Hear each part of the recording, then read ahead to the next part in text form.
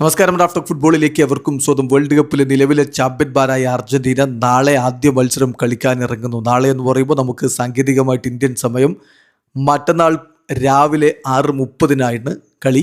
അൾജീരിയയാണ് എതിരാളികൾ. ഗ്രൂപ്പ് സ്റ്റേജിൽ ആദ്യ മത്സരം വിജയിച്ചുകൊണ്ട് അർജന്റീന ഗംഭീര തുടക്കമിടുമെന്ന പ്രതീക്ഷയിലാണ് ആരാധകർ.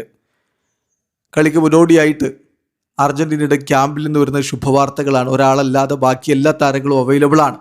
ടാഗ്ലിയാഫിക്കോ മാത്രമാണ് ഈ കളിക്ക് അവൈലബിൾ അല്ലാതെയുള്ളൂ. ബാക്കി എല്ലാവരും ഇപ്പോൾ പരിക്കിൽ നിന്ന് മുക്തരായി ഫിറ്റായി കളിക്ക് അവൈലബിൾ ആണ്.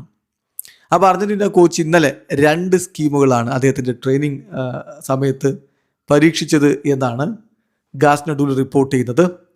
അതായത് മത്സരത്തിന് 2 ദിവസം മുമ്പ് അദ്ദേഹം പരീക്ഷിച്ച 2 ഫോർമേഷനുകൾ 5-3-2 4-4-2 അപ്പോൾ അതിൽ ബാക്ക് ഫോർമേഷൻ 4 ഡിഫൻഡർമാരുടെ ഫോർമേഷൻ കളിക്കാനാണ് കൂടുതൽ സാധ്യത എന്നുകൂടി അദ്ദേഹം പറയുന്നുണ്ട്. ഒപ്പം തന്നെ Lautaro Martinez is shaping up as A starter. കളിയിൽ ലൗട്രോ മാർട്ടിനസ് മുന്നേറ്റത്തിൽ ഹൂലിയൻ ഓർ ലൗട്രോ എന്ന ചോദ്യത്തിന് ലൗട്രോ സ്റ്റാർട്ട് ചെയ്യാനുള്ള സാധ്യത കൂടുന്നു എന്നാണ് റിപ്പോർട്ട്. അപ്പം ബാക്ക് ലൈനിൽ 5 പേരുള്ള ഒരു ഫോർമേഷനും അതുപോലെ തന്നെ ബാക്ക് ലൈനിൽ 4 പേരുള്ള ഫോർമേഷനും അദ്ദേഹം പരീക്ഷിച്ചു.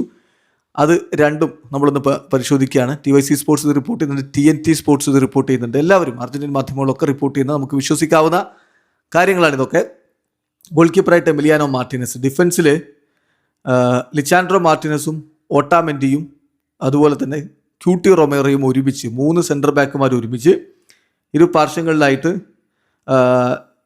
നിക്കോ ഗോൺസാലസ്, അതുപോലെ തന്നെ ഹുലിയാനോ സിമയോണി താഴേക്ക് ഇറങ്ങി വന്ന് കളിക്കുന്ന രീതി. ശരിക്കും പറഞ്ഞാൽ 3 സെൻറ്റർ ബാക്കുമാർ അവിടെ നിൽക്കും.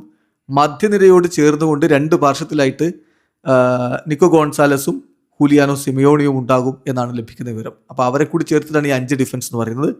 മധ്യനിരയിൽ വേറെ ഉള്ളത് മാക്കലിസ്റ്ററും എൻസോ ഫെർണാണ്ടസും റോദ്രിഗോ ഡീബോളും. മുന്നേറ്റത്തിൽ ലൗട്രോ മാർട്ടിനസും ലിയോ മെസ്സിയും. ഇതാണ് ഒരു ഫോർമേഷൻ. അതേസമയം 4 ഡിഫൻഡർമാരെ വെച്ചിട്ടുള്ള ഫോർമേഷൻ അദ്ദേഹം പരീക്ഷിച്ചിട്ടുണ്ട്. അതിനാണ് കളിക്കാനിറങ്ങുമ്പോൾ കൂടുതൽ സാധ്യത എന്ന് തന്നെ ഇപ്പോൾ ഗാസ്നഡൂൾ റിപ്പോർട്ട് ചെയ്യുന്നുണ്ട്.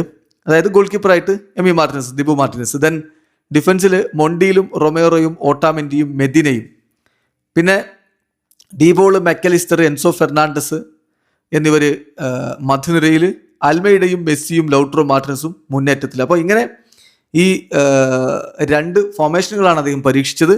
അതിൽ ദിബു ട്രയൽസിൽ പാർട്ടിസിപ്പേറ്റ് ചെയ്തിട്ടില്ല, പക്ഷെ അദ്ദേഹം കളിക്കാൻ ഇറങ്ങും എന്ന് തന്നെയാണ് പ്രതീക്ഷിക്കുന്നത്. അപ്പോൾ ഇതിൽ നമ്മൾ മനസ്സിലാക്കേണ്ട കാര്യം ഈ 4 ഡിഫൻഡർമാരെ വെച്ചിട്ടുള്ള ഫോർമേഷനാണ്. മൊണ്ടിയിലും റൊമേറോയും ഓട്ടാമെൻഡിയും മെദിനയും ഇറങ്ങുന്ന തരത്തിലുള്ളൊരു ഫോർമേഷൻ അൾജീരിയക്കെതിരെ ഇറങ്ങാനാണ് സാധ്യത എന്നതാണ് ഇപ്പോൾ കൂടുതൽ ഗാസ്നഡൂലൊക്കെ പറയുന്നത്. വീഡിയോ അവസാനിക്കുന്നു. ഫുട്ബോൾ ലോകത്ത് കൂടുതൽ വിശേഷങ്ങളുമായി റാഫ് ടോക്സിൽ എത്താം.